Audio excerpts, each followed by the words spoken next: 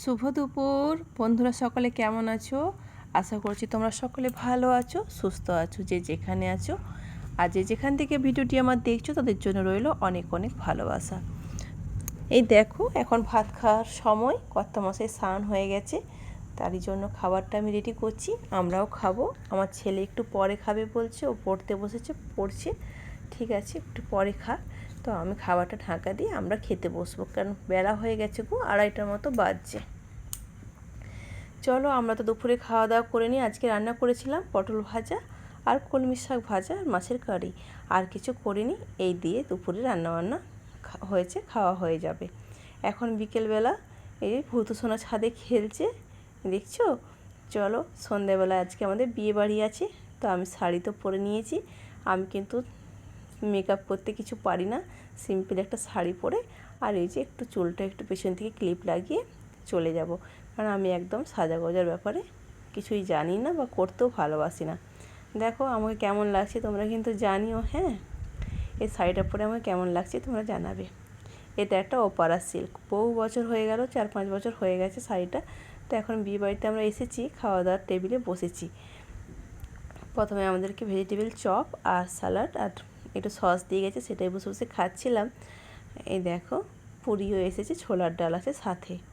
চলো আমরা খাওয়া দাওয়া করে, রাত্রি হয়ে গেছে, 11:30টার মতো বাজছে, আমরা বাড়িতে চলে এসেছি। খাওয়া দাওয়া অনেক কিছু ছিল, তো আমার পাশে টেবিলে অনেকে ছিল বলে আমি আর ভিডিও করতে সাহস করলাম না, আমার লজ্জা পাচ্ছিল।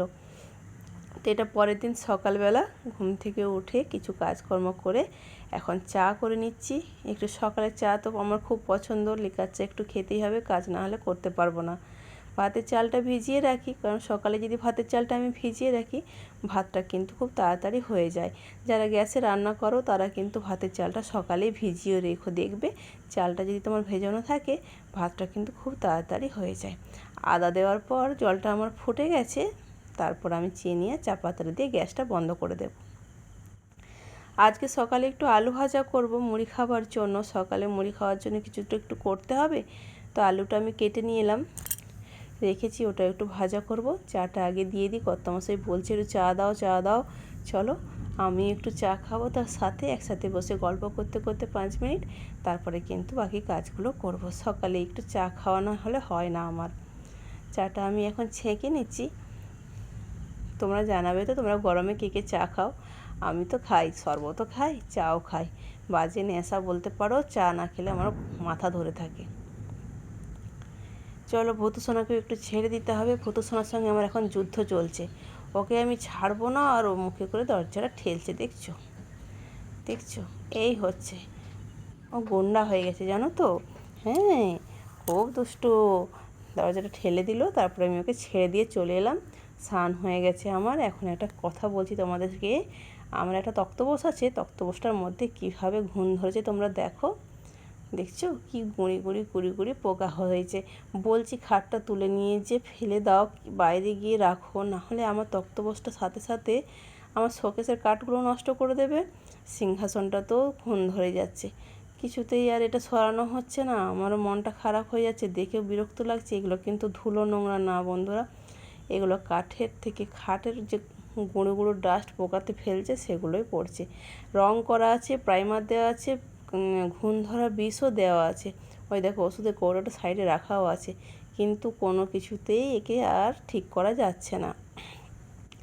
এইগুলো সরিয়ে নিই, এগুলো সব সারা মাসের যে বাজারগুলো করি এই কৌটোগুলোর মধ্যে ভরে ভরে রাখি। তো এগুলো এখন সরিয়ে নিয়ে এখানে আর রাখবো না। তো যেগুলো আছে পুরনো জিনিসপত্র টুকটাক আছে, সেগুলো ব্যবহার করি কম, সেগুলো আমি খাটের নিচে রাখা আছে। তো চলো, ওগুলো সব সরিয়ে তো রাখার জায়গা নেই, তো এগুলো রান্নাঘরে নিয়ে যেয়ে ভাবছি রাখবো।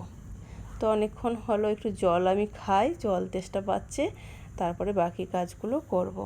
ওগুলো একটু মুছে নিতে হবে, মুছে পরিষ্কার করে, না ধোবো না, ভেতরে অনেক মশলা টশলা রয়েছে, তো তো সেগুলো খালি করে আর অত ধোবার মতন সময় আমার নেই। ঠাকুর পুজো দিয়েছিলাম, একটু ছোলা আর নকুলদানা ছিল, সেগুলো আমি দুটো ছোলা ভূতুর জন্য রাখছি। এক্ষুনি আমি খেতে বসবো, ও চলে আসে পায়ে এসে এই কামড়াতে থাকবে। তো চলো, ওর জন্য দুটো ছোলা আমি তুলে রাখলাম, ওকে দিয়ে দেবো। আমার মুড়ি খাওয়া হয়ে গেছে, এসে আমি এগুলো ভাবলাম একটু টাইম আছে রান্না করবার আগে, এগুলো একটু পরিষ্কার করে নিই, কি দেখতে খারাপ লাগছে না। তো এগুলো একটু ভেজা কাপড় দিয়ে মুছে নিচ্ছি।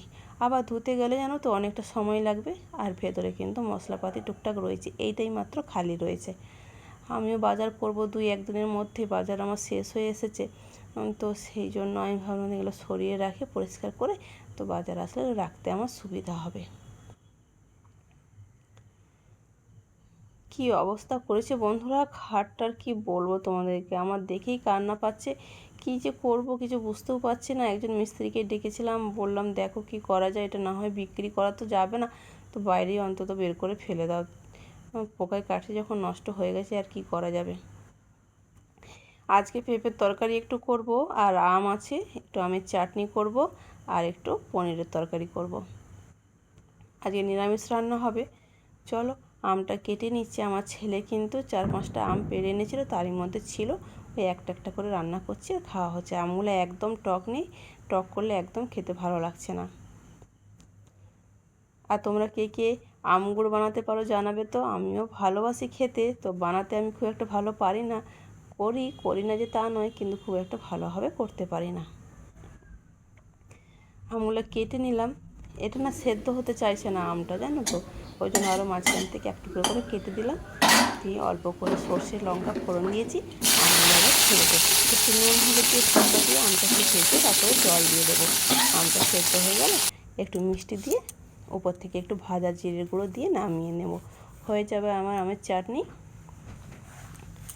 এই দেখো পনিরটাও আমি করে নিচ্ছি, নিরামিষ রান্না তো একটু আলু দিয়ে করব। আর পেঁপেটাও করবো, জানো তো, পেঁপেটা কাটতে কাটতে দেখলাম পেঁপেটা কিন্তু কাঁচা নেই, একটু হলুদ ভাব এসে গেছে, তাই একটু পোস্ত দিয়ে পেঁপেটা করে নেব। পোস্তটা একটু শিলপাটায় দিয়ে পিষে নিচ্ছি। অল্প পোস্ত তো মিক্সির মধ্যে দিলে বাটা যাবে না, তার জন্য একটু পোস্ত ওই জন্য আমি শিলের মধ্যে বেটে নিচ্ছি। তোমরা কে কে শিলপাটা ব্যবহার করো এখনও জানিয়ে তো। ভালো থেকো।